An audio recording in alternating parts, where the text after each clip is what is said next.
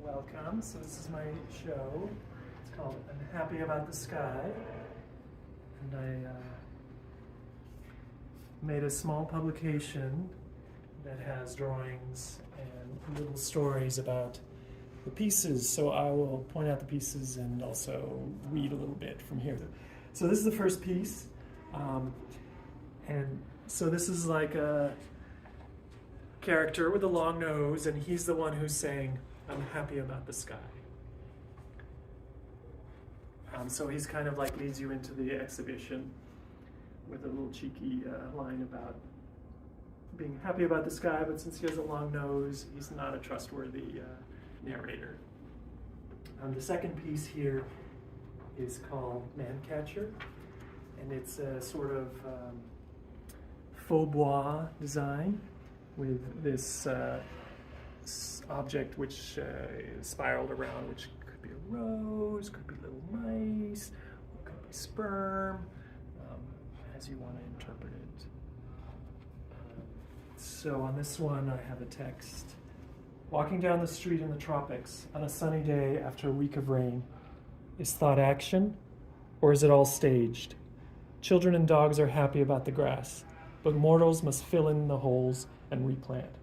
I dream lavishly, but I do not lie. Civilization is artifice, but bare life is no picnic.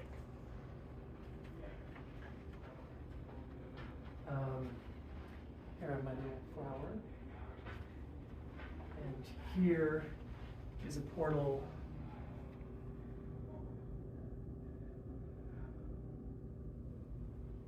Here is a portal with 2 bananas.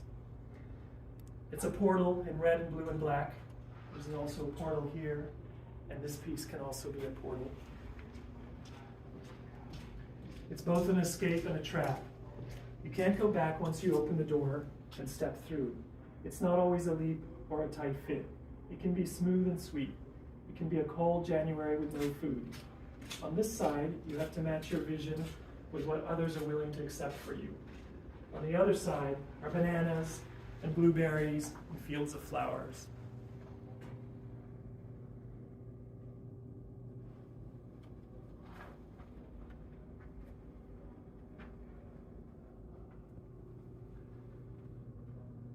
And then in this piece, over here, which is called Face with Ear, Eyes, and Blue Teeth, the blue teeth are actually blueberries, because I made this in upstate New York in the summer when there was lots and lots of blueberries. Pale, contorted, pockmarked, scabbed, smooth over, and smothered, I am the monster now. A mask is made year by year so that we can face the crowd and function in weirder and weirder storylines. Milk chocolate and math, very loud people, goblins. If you're lucky, the genie shows you how to hide your rocks in the sky where no one can reach them.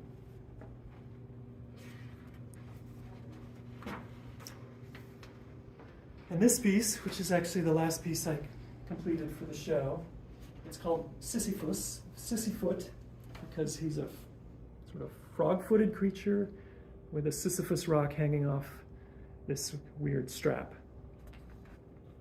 I am an amphibian swimming over land. I carry my gray rock in a custom harness. Parker Posey mimes at the foot of the stairs. It's better to be lucky in love than in cards. The rock is worn smooth by intimacies. It's an egg I nurture instead of the future.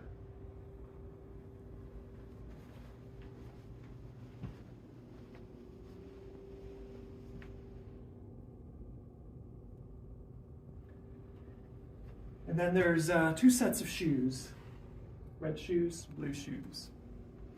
These shoes aren't made for running. A pair and another pair. One for hunting and one for attracting.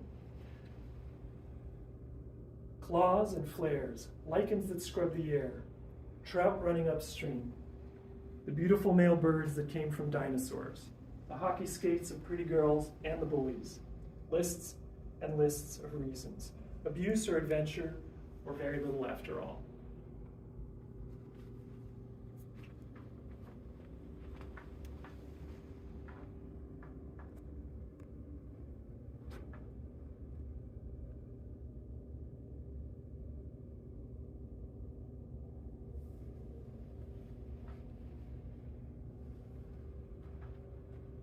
and then we have these two pieces.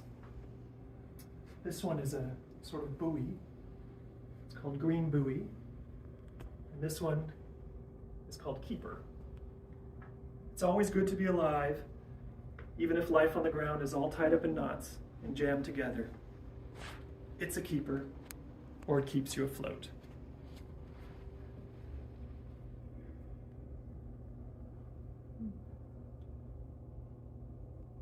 So all these works are made of plaster and found materials such as the fiber here, little Nike tab.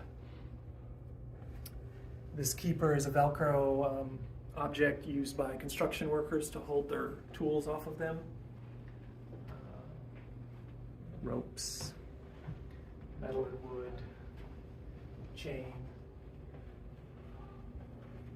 This is a mount from a mannequin, and this was a found piece, which somehow worked perfectly for this piece.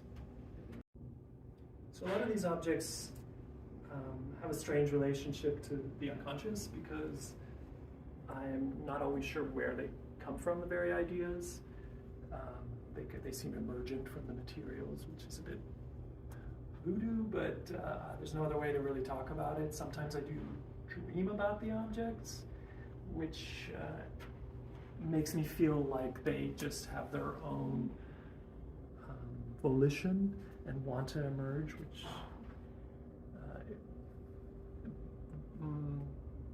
because my practice is very studio-based at this time, it is materially based, and it is in reaction to the materials, so the materials can sort of emergently produce themselves, similar to what Michelangelo said of the slaves. You know, they just came out of the stone. His job was just to see them. And then it's work to just continually work with the materials, but they do kind of tell their own story. Obviously, it's heavily related to my experiences and ways that I respond to the materials.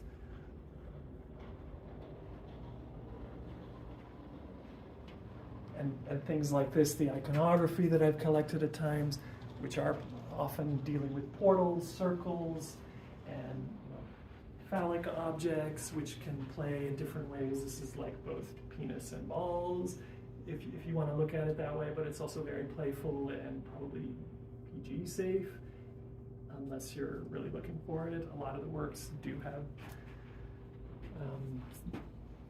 sexualized connotations. You can see penises and things, holes,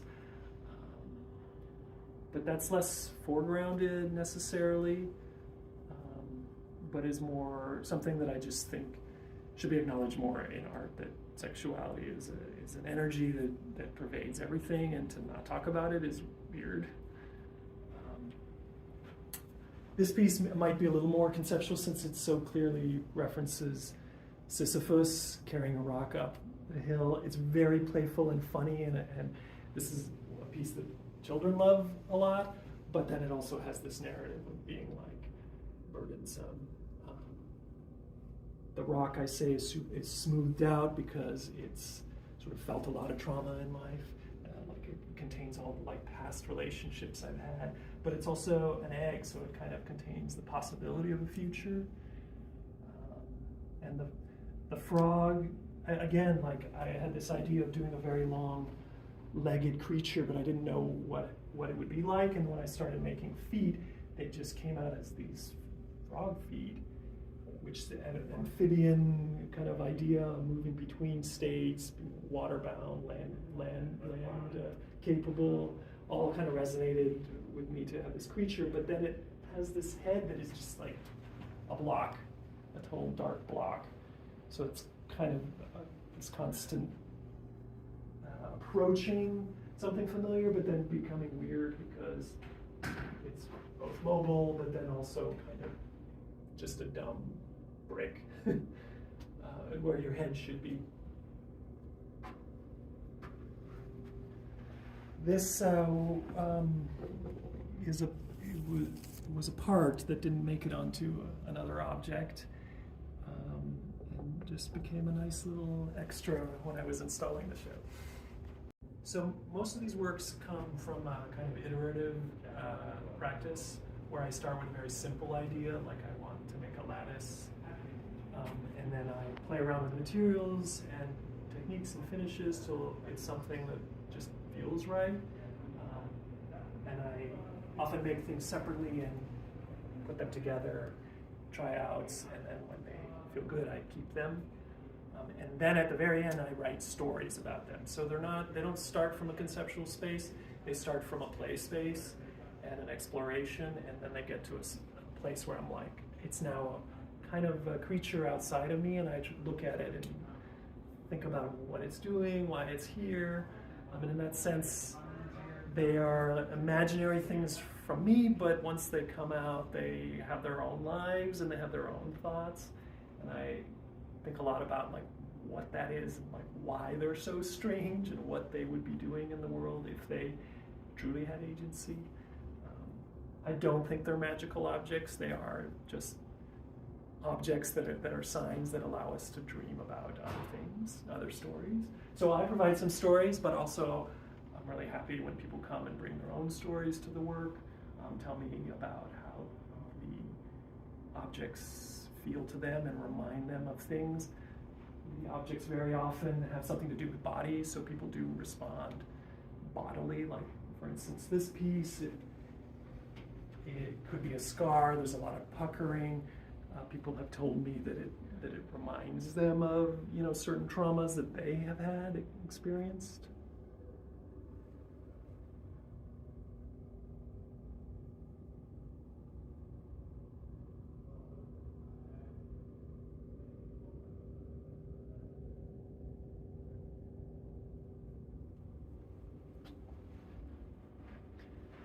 This piece is actually somewhat mobile because it can be worn by somebody. And this kind of plays out the game where they're like ice skates on shoelaces, and then they become a part of a body. The shoes, the second pair of shoes is also like some kind of costume. Obviously you can't really wear them, but they have a feeling of like, you know, your favorite blue suede shoes that you're gonna wear, and it's gonna make you fabulous.